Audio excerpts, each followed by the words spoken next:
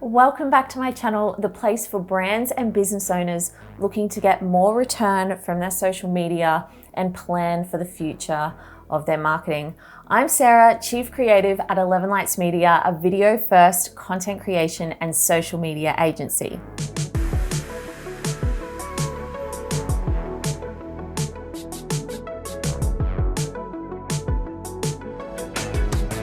In my last video here, I spoke all about how to optimize your LinkedIn profile for the platform so that your ideal client or customer can easily identify you and connect regardless of how active you are on the platform. If you haven't watched that, I highly recommend that you go watch that and then come back and watch this, because we do talk about optimizing your profile using the creator mode there, and then come back and watch this, which will flesh out that idea for you a little bit more. So now that we have that out of the way, I'm going to be talking to you about why you need to be using the LinkedIn creator mode in 2022. And we're going to be deep diving into the features and benefits. And I'm going to be using real examples so that you can see why it's going to be of benefit to you. Now, before you make any changes, we need to talk about why you should or shouldn't be using it, because it's not for everybody. And there is a small chance that it's actually not for you. So let's explore that. The value of the creator mode in your LinkedIn profile is that you're using it from a personal brand perspective. So what I mean by that is if you're creating content for the platform, you're prospecting, you're engaging, and you're using it in this manner, then the creator mode is only going to amplify your efforts on LinkedIn. So if you're just looking to manage a brand page, and you're just looking to potentially have a presence on the platform, but you're not looking to create content, you're not looking to be on the platform day in, day out, then I would say that creator mode might not be for you. That being said, there is one caveat. There are a couple of features that may be of value to you in the long run, but ultimately, because it is for content creators, the chances are it's really not going to be of value to you if you're not using it from a content creation perspective. All right, so now that we know whether or not creator mode is for you, let's look into what it actually looks like on versus off. So the first real change that you'll notice is that your current connect button turns into a follow button. So this is really beneficial if you are highly niched in who you want to connect with, or you find that your content is resonating with people outside of your niche and they're always looking to connect with you, and ideally that doesn't serve you. So a way in which this has impacted me is that I've had a few videos on YouTube go viral, and instead of people connecting with me, say over on Instagram, they tend to do it over on LinkedIn, but they may actually not be my ideal client. So because I speak into the social media space and I give out a lot of information on content creation and strategy and things of that nature, it tends to resonate across a broad spectrum, as I said before. That broad spectrum is not always my ideal client. So people are able to follow me without having the need for the actual connection and hitting that connect button, and ultimately me having to field all of these people connecting with me and turning them away. It allows them to stay connected with my content without having to essentially friend me on the platform. And it's not just me, I have a number of people that I follow because it's not ideal for me to connect with them, but their content actually resonates and benefits me. So the follow button I really see as a win-win for both parties. That being said, people can still connect with you if that's something that you're worried about. All they need to do is hit those three dots here next to the follow button, and you can see that the connect button actually shows up, and they can do it that way if they're serious. I'm curious though, how many unsolicited connections do you get each week? So since implementing the follow button, I get a lot less. I find that people just follow me versus connect with me, which has been really good. But I want to know how many you're getting. Pop it in the comments below. Let's chat about it there. The next thing that you're going to notice with creator mode is that there is a featured content section.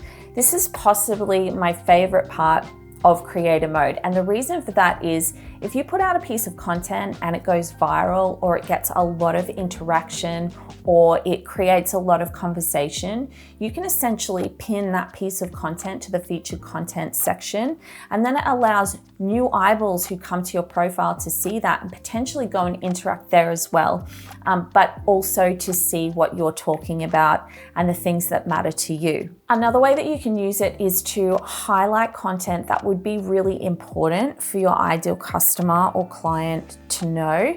Also, if you're running an event coming up, or you have something that is specific to your audience that you want them to see, that is maybe timely, then you can pin it to that section and then they're able to see it when they go to your profile. Another idea is that you could even feature a case study if, again, that's something that would be of benefit to your ideal client. There are so many uses for this section, and the good thing is that you can change out the content that is featured there as often as you like. So use this section. The next difference that you'll see is that when you activate creator mode, it actually prompts you to put in 5 hashtags. Now you can see my hashtags here, and these are content topics that I'm constantly talking about and can actually be searched and found for. So for your business, you're able to choose the things that you want to talk about so that people know at a glance what it is that you weigh in on, your thought leadership topics and things that you're interested in. And that allows your ideal client to know if you're for them in a very meaningful way and also very quick way. The senior product manager at LinkedIn also stated that creator mode will make members eligible for search and discovery results downstream, helping creators get discovered and grow their audience. So using these hashtags has a direct impact on the discoverability of both your content and yourself. Pretty cool, hey?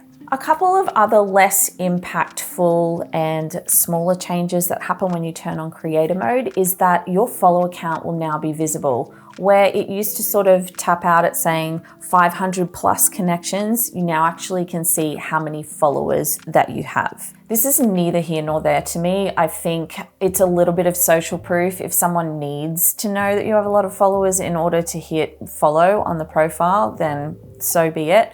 But I think it's just one of those changes that some people will like and some people won't like. The activity feed is a little bit different too, and the about section has been moved down, which I personally really liked because I can't remember the last time I read someone's about section, because they're typically boring, and I would rather look at the content that they're featuring, and I would rather look at the conversations that they're having through their activity feed. Okay, so how do you turn creator mode on? Let's get this going. Okay, it's so easy. You just head to your profile and here you'll see a creator mode off toggle.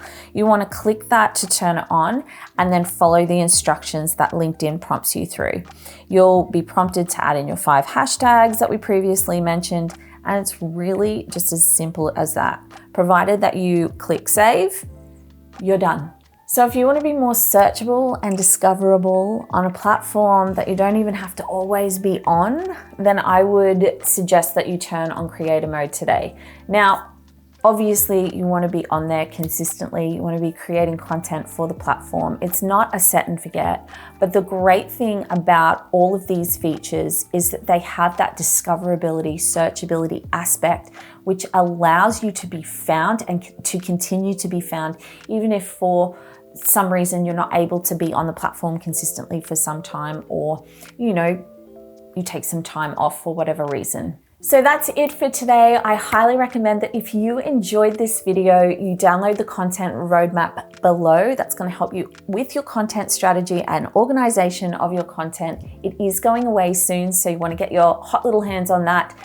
Next week, now that we've optimized our LinkedIn profile and we've turned on creator mode, we're gonna deep dive into your LinkedIn content strategy. So make sure that you hit subscribe on the channel if you haven't yet, hit like on this video if you liked it, and I will see you next week here.